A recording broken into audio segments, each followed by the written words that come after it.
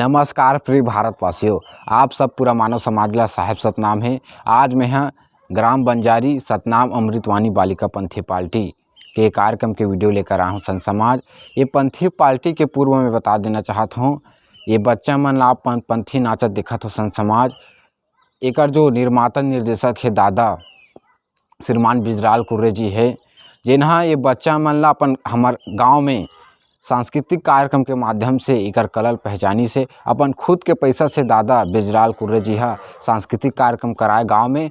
और ये बच्चन हम भाग लेवे, छोटे छोटे भाई बहनन हा, और आगे चलकर यही सतनाम अमृतवानी बालिका पंथी पार्टी बनी से। और आज जगह जगह सतनाम के प्रचार कर, जगह जगह 18 दिसंबर में छठी कार्यक्रम में है या फिर किसी भी धार्मिक कार्यक्रम में ये पंथी पार्टी ला आप लगा सकते हो। संत समाज तो दादा श्रीमान बिजराल कुर्रे के बहुत बड़ा योगदान है ये पार्टी के निर्माण करे में, और ऐसे बदलाव प्रत्येक गांव में होना चाहिए संत समाज, जिसमें हम नवा पीढ़ी की जो कला ला आगे ला सकन और बेहतर समाज के निर्माण कर सकन, जो कि ये पंथी पार्टी हुई से। तो आप सब संत समाज ये कार्यक्रम के वीडियो देखो, आप सब ला साहेब सतनाम है। और ये पंथी पार्टी के जो मुख्य गायक है शत्रुघ्न लहरे जी है, श्रीमान हरिराम लहरे जी है। और ये वीडियो ला लाइक शेयर सब्सक्राइब करो संत समाज, और आप सब ला साहेब सतनाम, जय सतनाम। सतगुरु आए है दुल्हनिया हो, अब तो हो गए लगनिया के बे। ये सतगुरु आए है दुल्हनिया हो, अब तो हो गए लगनिया के बे। सतगुरु आए है दुल्हनिया हो, अब तो हो गए लगनिया के बे। ये सतगुरु आए है दुल्हनिया हो, सतगुरु आए है दुल्हनिया। आए बाबा सतगुरु आए है दुल्हनिया हो, ये सतगुरु आए है दुल्हनिया हो, सतगुरु आए है दुल्हनिया हो, सतगुरु आए है दुल्हनिया हो, सतगुरु आए है दुल्हनिया हो, ये सतगुरु आए है दुल्हनिया।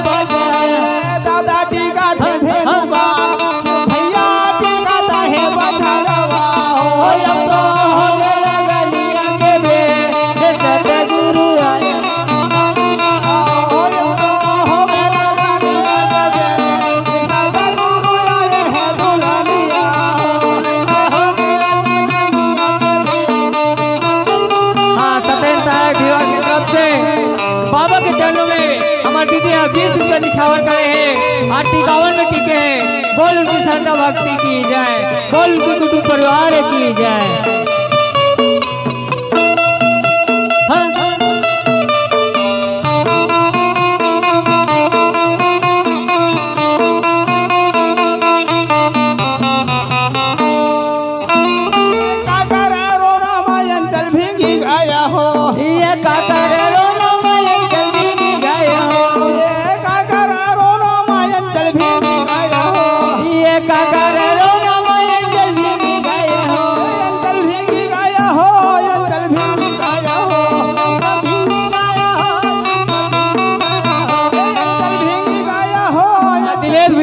से बाबा के संप्रदाय में आज ₹20 निछावर करें।